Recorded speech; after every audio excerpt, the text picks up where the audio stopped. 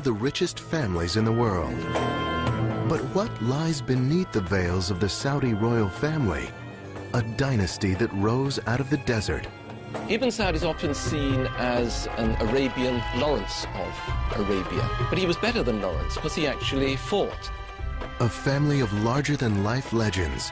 Faisal is the person who actually propelled the kingdom into the modern era. A family whose wealth was built on black gold. It was this, the great national asset, that Faisal felt that the Saudis should take control of themselves.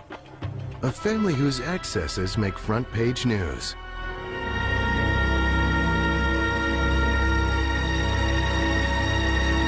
The Saudi royal family has been an American ally for over 70 years.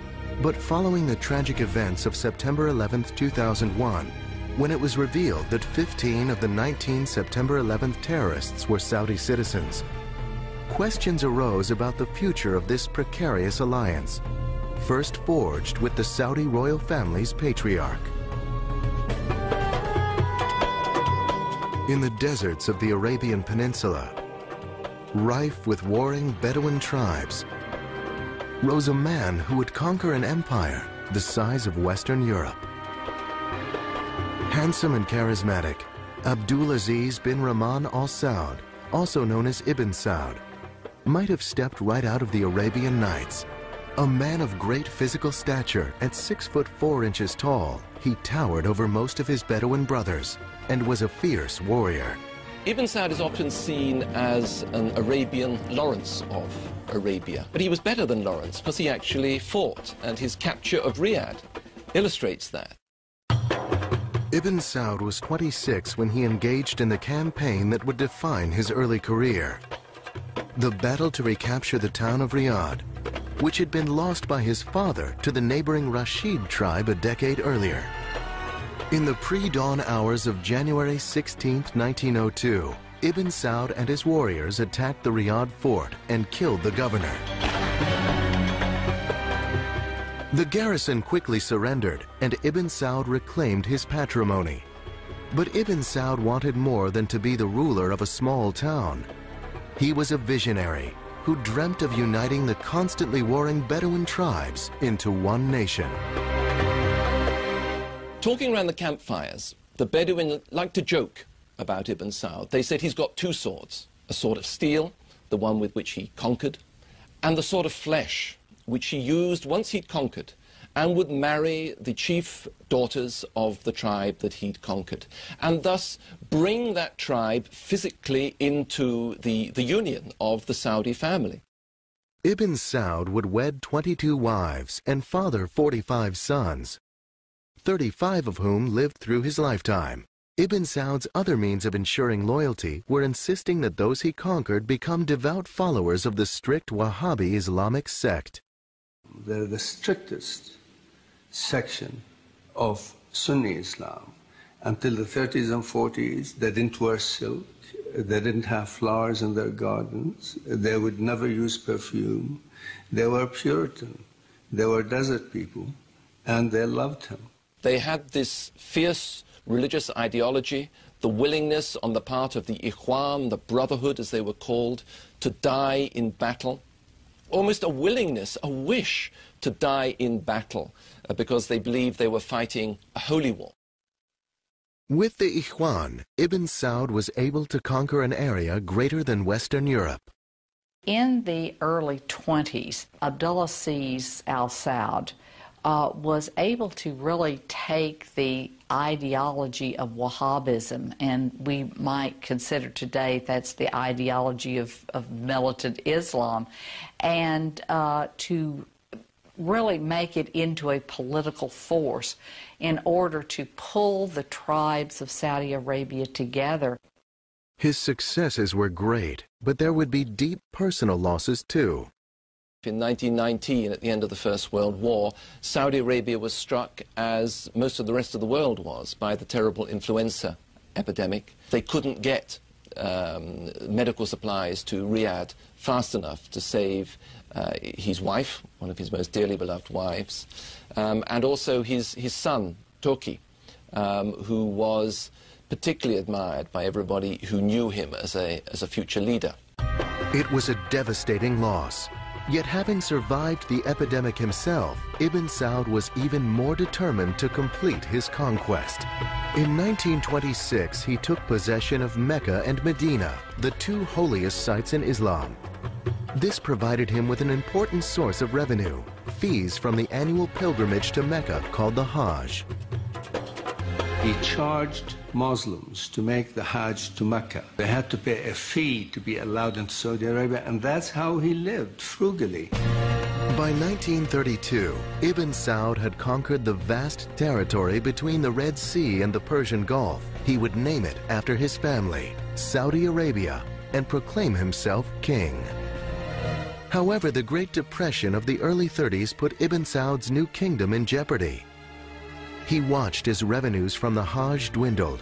Far fewer Muslims could now afford the pilgrimage to Mecca. In 1933, when Ibn Saud was desperate for money, he was approached by a representative of the Standard Oil Company of California, offering to pay him $170,000 in gold to drill for oil.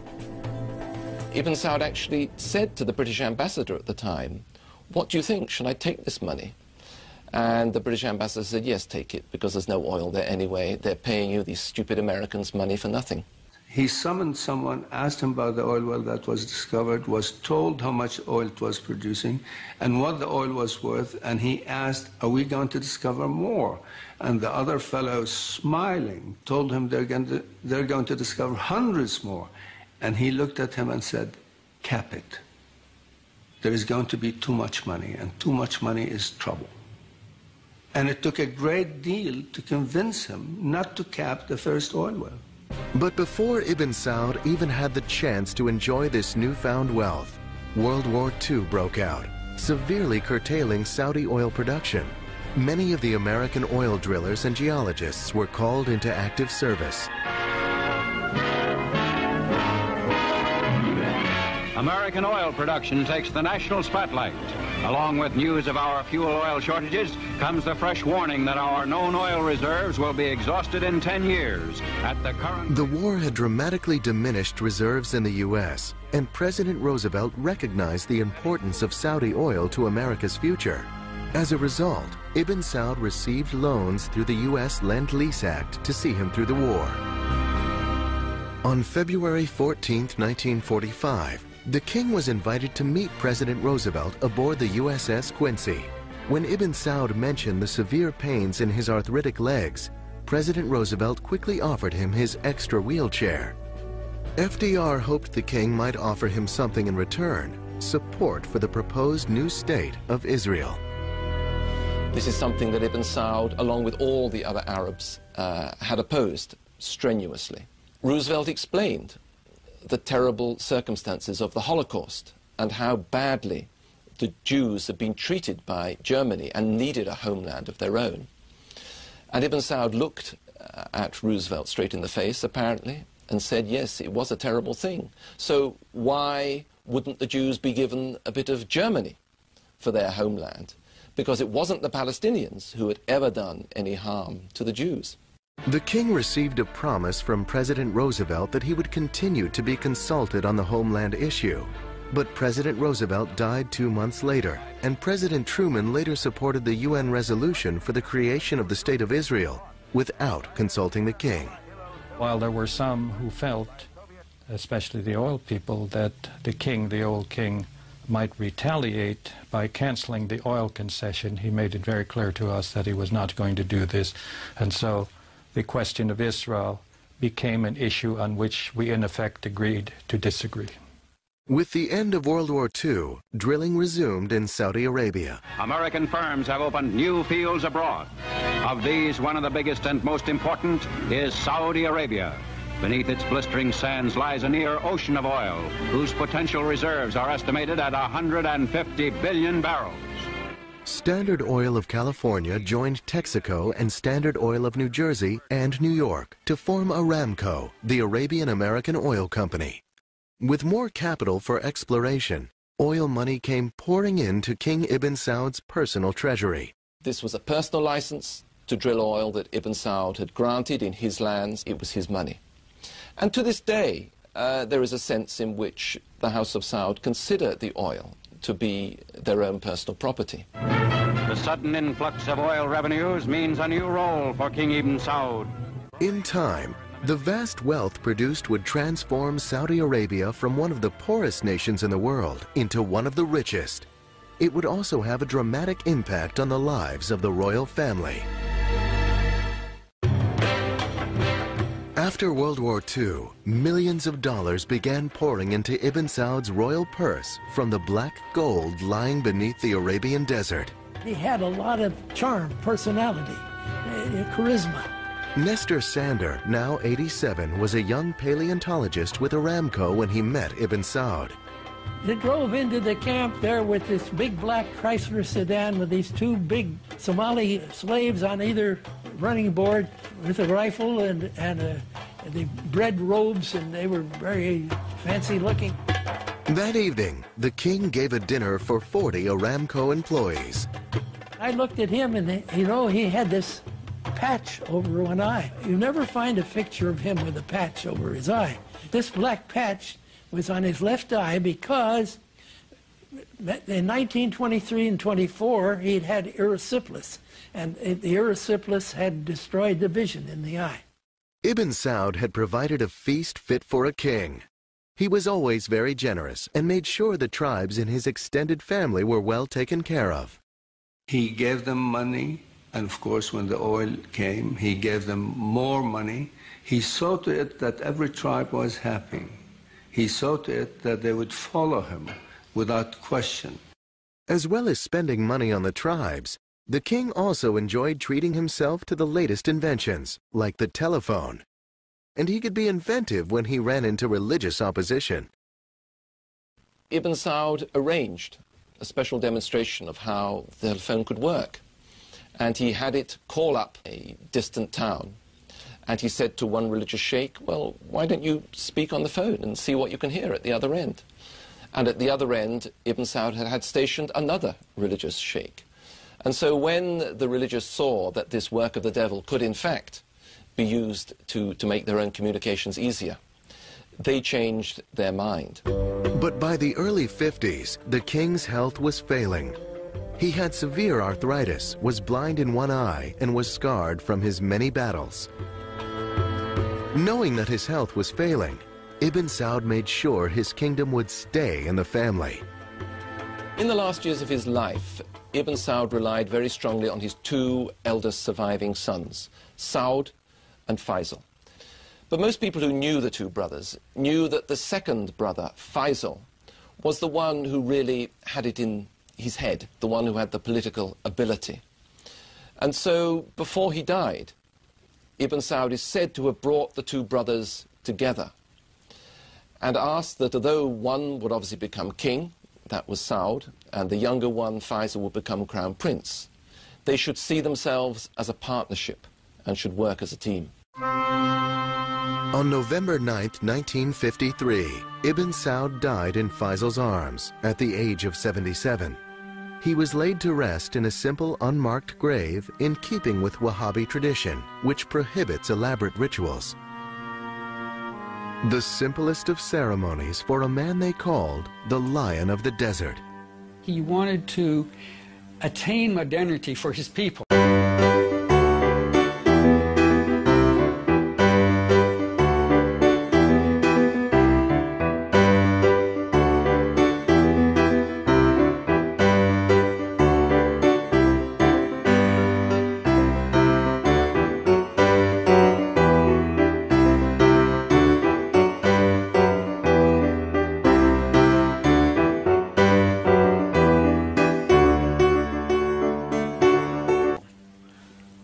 While keeping his society as it was in the earliest days of Islam.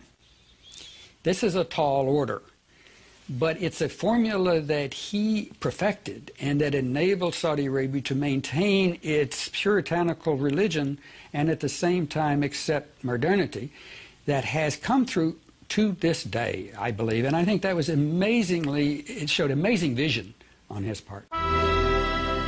Yet only a decade later, his son, King Saud, would come dangerously close to destroying everything his father had achieved. Saud was known as a mismanager. He was not what we would call a successful manager by modern standards. The country ran into huge deficits. He had a reputation for being more interested in the leisurely lifestyle than in the running of a country. King Saud turned out to be the most disastrous of the kings. No one has ever been quite able to figure out what he was motivated by, other than his own personal pleasure. Saud eventually built 10 palaces, and in 1 year ran up $5 million in food bills alone. He gave solid gold watches to visitors with his portrait. They became known as Mickey Sauds. Even with millions in oil money pouring into the treasury, the lavish lifestyle of the king had put the dampened Saud's enthusiasm for Nasser. In 1957, Eisenhower invited Saud to visit the White House. When King Saud arrived in Washington, D.C. with his entourage, they stayed at Blair House. The king's servant was overheard commenting, "The U.S. president must be a poor man because he has such an old place for his guests to stay in." If King Saud wasn't everyone's choice of favorite house guest, his young son Mashour had stolen the hearts of Americans. The king had brought his son to receive treatment for polio at Walter Reed Hospital. Mashour was Saud's 24th son, and perhaps the only area where Saud excelled over his father, Ibn Saud, was in procreating. He was to sire 52 sons and 55 daughters. When visiting the United States, King Saud had been gracious and charming. But at home, his behavior was becoming a major embarrassment, and his excessive drinking had taken a toll on his health. He simply was not up to running a country that was rapidly moving from the 7th century into the 20th century. The skills, the sensitivities, the sophistication, the administrative skills, he just didn't possess. He was a rather tragic figure. The family council decided it was time for Crown Prince Faisal to assume the responsibilities of governing and appointed him prime minister. But in 1960, Saud sought to regain his power. The family acceded to his wishes, hoping he would rein in his lifestyle and finally take charge. But after 4 more years of huge deficits, in 1964, the royal family called upon the religious council, the ulema, to make a final decision as to who should rule. Saud was deposed and sent into exile in Greece.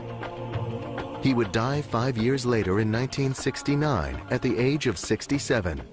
Crown Prince Faisal was named the new ruler of Saudi Arabia. King Faisal, I think you could almost call him the idealized king. He was tall, he was very distinguished looking, much more educated and worldly than any of the predecessors. The royal family now put their faith in Faisal to restore the health and wealth of the kingdom. In 1964, the royal family of Saudi Arabia declared their monarch, King Saud, unfit to rule. In his stead, they chose the heir apparent, King Faisal. Personality-wise, they were so different. Intellectually, they were so different. Saud, the last thing one would ever have said about him was that he was an intellectual. That wasn't his interest. Faisal was very well read, paid attention to all kinds of things. He was a very wise, able man. Faisal had been groomed all his life for the top spot. As a young boy of 14, he was singled out by his father, Ibn Saud, to make a trip to Europe. When he was only 25, his father appointed him foreign minister. He was a very modest, a very humble man. I remember his once saying to me, one should always listen twice as long, twice as much as one talks. In 1945, he was in his late 50s and had left his place down to earth, extremely willing to fit in Mayboy life behind. I understand that when he was a young man, he was a bit of a libertine at times. I can't say how much or just where, but that was what the stories were. Certainly, by the time I knew him, he was anything but. Faisal's first challenge was to save a failing economy. He initiated tough reforms, warning princes that they'd have to tighten their belts and lower their expectations. He initiated an ambitious 5-year economic plan, building schools, hospitals, and irrigation projects. Faisal, more than any other king in the kingdom, is the person who actually propelled the kingdom into the modern era. And he did it even to the risk of bringing television into Saudi Arabia. There were actual demonstrations against this wicked Western invention that would bring these ghastly soap operas showing the decadence of the West into the Holy Land. King Faisal insisted that this was an innovation which, under control, could actually enhance education and pushed it through. Faisal was a tough taskmaster, but he was equally demanding of himself. The man would work 12 to 14 hours a day, receiving petitions, seeing foreign diplomats, meeting with his cabinet. So he was unlike any other Saudi ruler I have known. He was a creature of work. Faisal had already begun initiating reforms when he was the prime minister under King Saud, including eliminating slavery in 1962 when pressured by President Kennedy. President Kennedy supposedly said to Faisal, "Your Majesty, you're going to deny this, but there are slaves in your country, and I want them freed." And they were freed as a result of this meeting. He was the cleverest king they ever had, and in some ways revolutionary. And I'll give you an example. Girls' schools didn't exist until Faisal became king. And when he opened the first one, there were a lot of protests from the ulamas and everybody else. They wanted to tear it down, and he stood his ground and got away with it. Faisal understood the need for keeping the Bedouins and the religious leaders happy, and he fully enjoyed taking part in traditional Bedouin customs.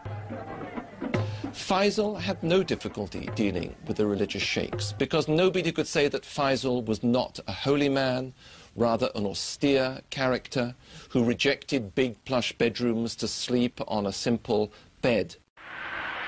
By the 1970s, the economy was on the upswing. The demand for oil had exploded. Everything seemed possible. I mean, it just seemed a cornucopia that, you know, was going to be there forever. In 1974, Faisal directed his oil minister, Sheikh Yamani, to negotiate a 60% ownership of Aramco. Saudis started to run the oil fields. It was this, the great national asset, that Faisal felt that the Saudis should take control of themselves. It jerked Saudi Arabia out of this medieval past and threw them onto the center of the world stage because they were producing so much oil, so much money was coming in that they had to spend this money in order to keep the international economy going. Saudi Arabia seemed an oasis of prosperity and tranquility in the volatile area of the Middle East. In 1967, the six-day Arab-Israeli War broke out. He felt very deeply about Israel, very strongly about that. He always insisted he was not anti-Semitic, anti-Jewish, but he was anti-Israel. Again in 1973, fighting erupted. Egypt and Syria attacked Israel.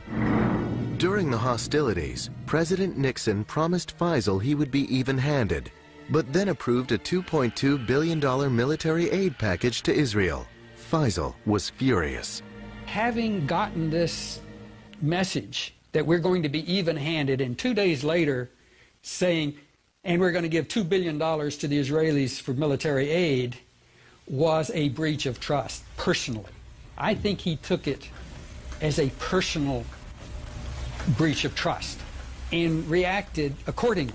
And it was at that point that something in Faisal snapped, and he gave way to a very strong feeling that was generated by those around him, that the power of oil held by the Arabs should actually be used in this war.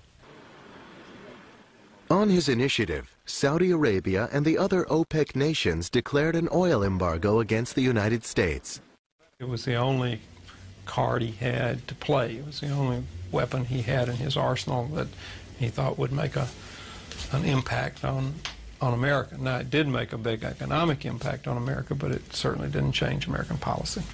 In 1975, Faisal was at the height of his popularity throughout the Arab world. Then, on March 25th, he attended his weekly majlis, or public audience for those petitioning the king for favors. Suddenly, a young man rushed towards him. A gun discharged, and the king slumped forward. Faisal had been assassinated. The assassin, Faisal bin Musaid, was King Faisal's own nephew, seeking revenge for his brother's death. The assassin was the brother of a rather unstable prince who had been involved in demonstrations against the new television stations. Faisal had ordered troops to suppress these demonstrations. They had exceeded their warrant. They had shot a number of the demonstrators, including this young man.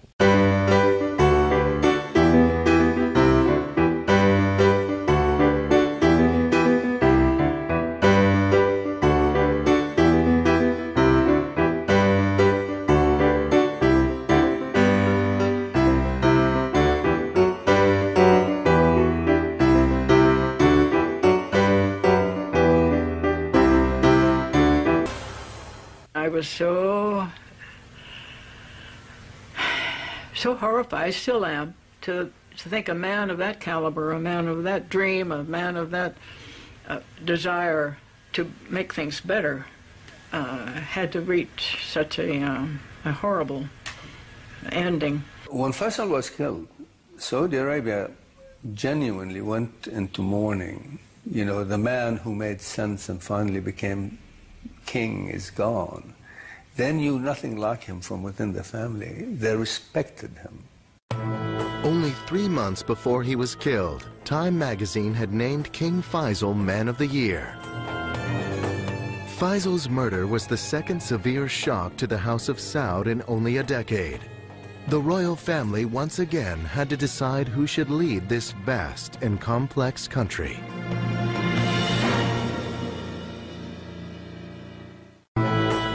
On March 25, 1975, King Faisal of Saudi Arabia was assassinated. Even as the country mourned his tragic death, the royal family moved quickly to choose the next king. The line of succession usually went to the next eldest son of Ibn Saud. However, Muhammad, the next in line, would be passed over by the royal family because of his drinking and volatile temper. The next eldest son, Khalid, was chosen instead. He was kindly. People felt, and indeed he was, benign. And he also had a great wisdom. And he had this very important role of dealing with the conservative religious sheikhs. He certainly had the down-home touch. Most Saudis regarded Khalid as a very loving uncle. Khalid was more of a caretaker king. Unlike Faisal, who was always busy running a government, Khalid was much more comfortable in the tribal environment. King Khalid preferred the sporting life to governing. King Khalid loved sitting in the desert. He loved his hawks. But as he got older, he wasn't so mobile.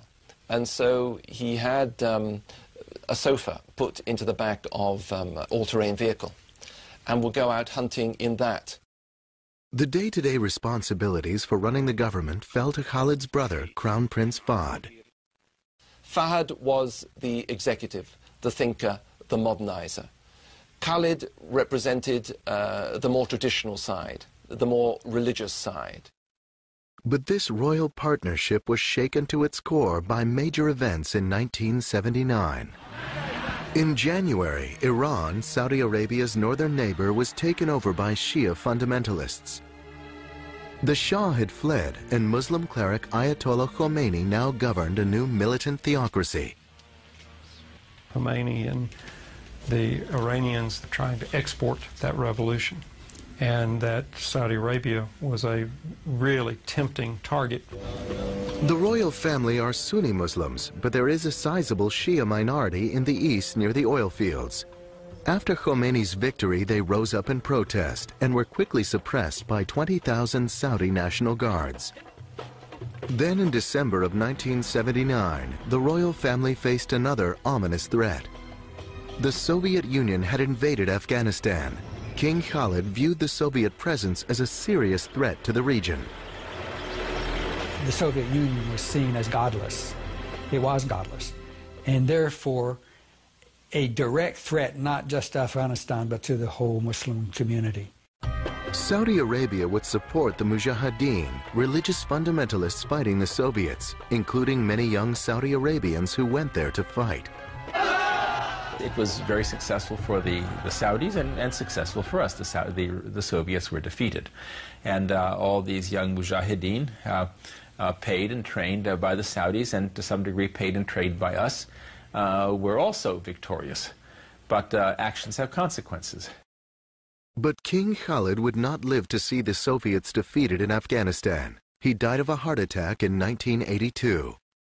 Crown Prince Fahd made a smooth transition into his role as king, having been a ruling partner for years. Very gregarious. He would talk sometimes for 2 or 3 hours at a stretch. He was a very literate, very astute person in terms of his knowledge of the world, in terms of his grasp of the diplomacy at the moment. But one of Fahd's major challenges was facing him right at home. Some of the young Saudis who fought in Afghanistan experienced a difficult transition when they returned home. They now viewed the royal family in a new light. How do you get them back on the farm after they've seen Pari? I hate to describe Kabul as Pari, but you know, how do you reintegrate young warriors when they come back victorious from a war? They looked and they saw, instead of a country ruled by shepherd kings living austere Muslim lives, they saw a country that was run by and for the benefit of the royal family. And where there was a gap between what the king's weight would balloon up into, you know, well over 200 pounds and perhaps a good deal closer to 300 pounds. And then he would go on these crash diets. But pretty soon you'd see him, and even in the flattering, concealing garments that Saudis wore, you could tell that there was a lot of king there beneath these garments. I think it added to the way people saw him as someone who was not as self-disciplined and with the same inner checks that someone like Faisal so totally had. Fahd's smooth transition to power was turning into a bumpy ride, as threats, both internal and external, began to plague his reign. You had this population explosion, more and more people who were needing education and needing health services, needing housing, and needing jobs. And the Saudis just were not producing the jobs that they needed in order to keep the population, you know, satisfied. In 1990, the Saudi royal family would confront an even more ominous threat. Saddam Hussein of Iraq invaded Kuwait, a neighbor to Saudi Arabia. King Fahd feared Saudi Arabia might be his next target. In 1990, in a surprise attack, Iraq invaded Kuwait. King Fahd of Saudi Arabia feared his kingdom might be next. The king had enjoyed a close relationship with the U.S., but it would be tested during Operation Desert Storm. Along comes Saddam, scaring the daylights out of the Saudis. This is sort of like their nightmare about Khomeini, but having gotten a lot closer and gotten a lot bigger and nastier and more threatening. King Fahd gave President Bush permission to station U.S. troops in Saudi Arabia for Operation Desert Storm. But other Saudis weren't happy with that decision. Even taxi drivers tell you, we have spent hundreds of billions of dollars buying arms from the United States. Now, we're paying the United States to come here to protect us. We're paying twice. Why is this happening?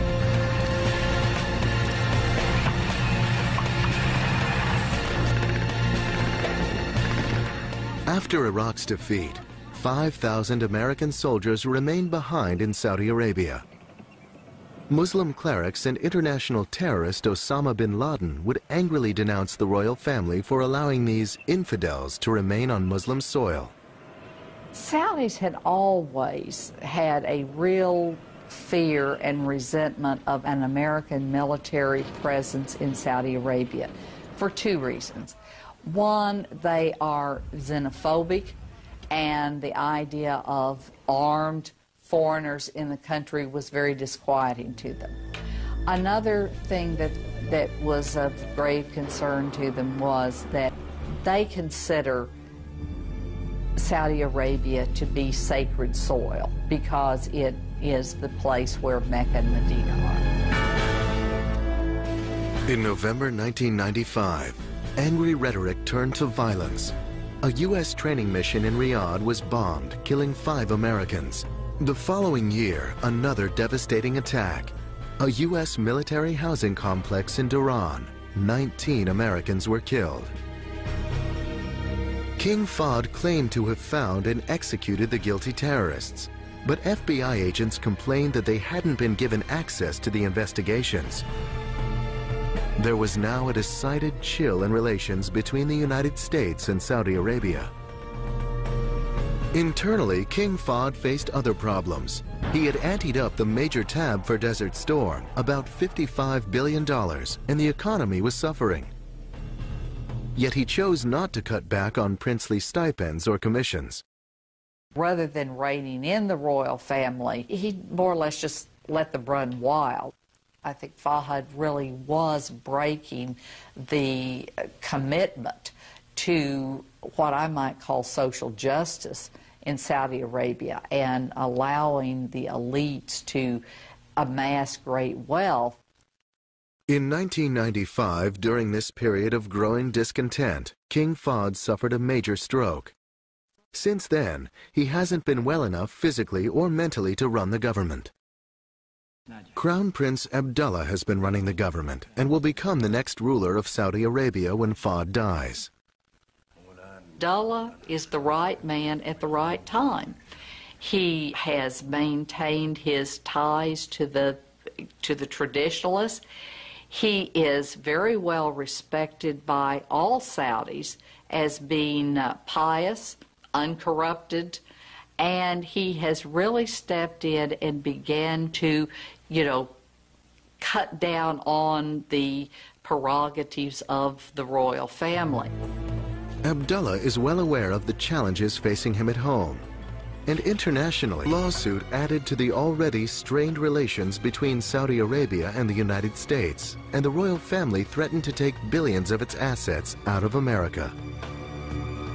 And unlike 1990, when they had allowed the United States use of its air bases during the war against Iraq, in 2002, Crown Prince Abdullah said no to the U.S. unless the attack was sanctioned by the United Nations.